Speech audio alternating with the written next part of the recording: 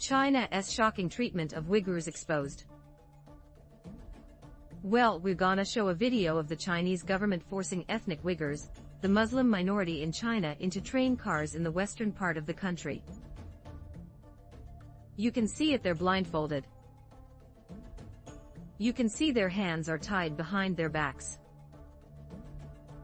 China's government has been cracking down on the Uyghurs. It's been sending them by the hundreds of thousands from education camps. It's been forcing them to work as slave labor in factories. In fact, there's a decent chance that the coronavirus face mask, and where the grocery store today with the Nike tennis shoes on your feet right now, were made by an enslaved Uyghur. The BBC recently asked the Chinese ambassador there about it. Here's how it went.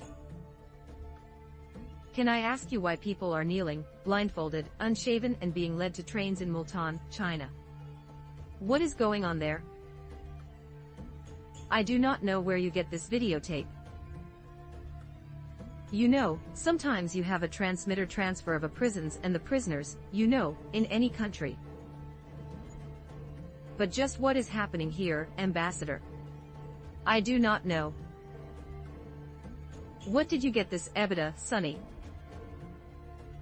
These have been going around the world. They've been authenticated by Western intelligence agencies. Gordon Chang is a senior fellow at the Gates Scientists. He is the author of the book The Coming Collapse of China Can't Come Too Soon. For Chang joins us now. Thanks so much for coming on. So first to the factual part of the story. What were we looking at exactly in that video? We were looking at scenes from August 2018, in what the Chinese call Suzhou, and what the local inhabitants call East Turkestan. It is believed, Tucker, that this is video shot by a Chinese government drone. And this footage was leaked to the international community. And are you convinced this is an unusual event? Does this represent the Chinese government's treatment of the leaders?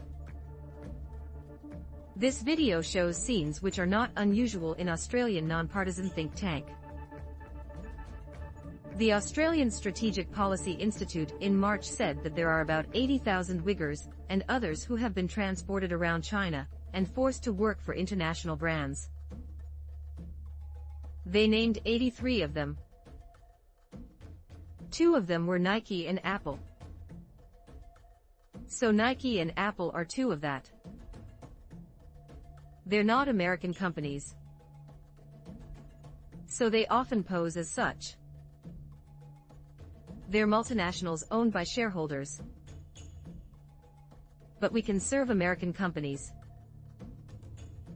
I don't ever hear anybody on the left criticize either one of those companies for their labor practices.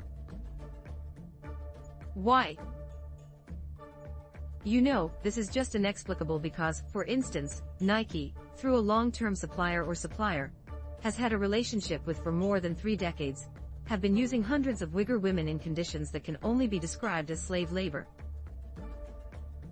And we have heard from both the Secretary of State and the Attorney General about the practices of American companies in China.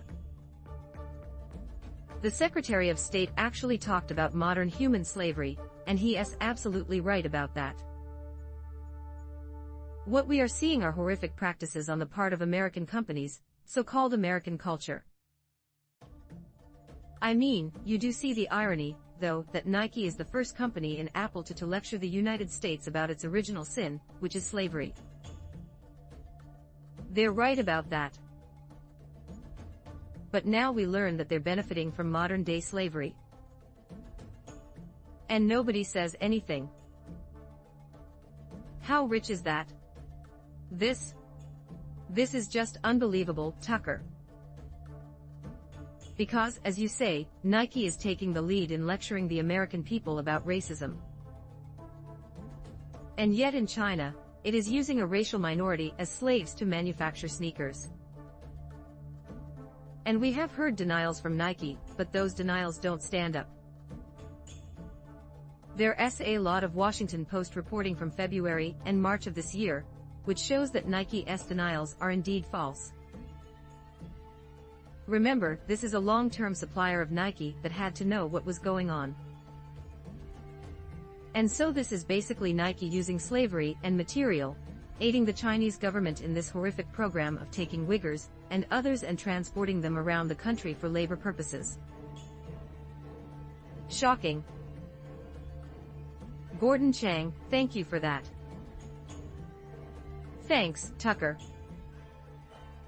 So liberals used to tell you a lot about income inequality. Now that income inequality is accelerated and they're getting rich from it,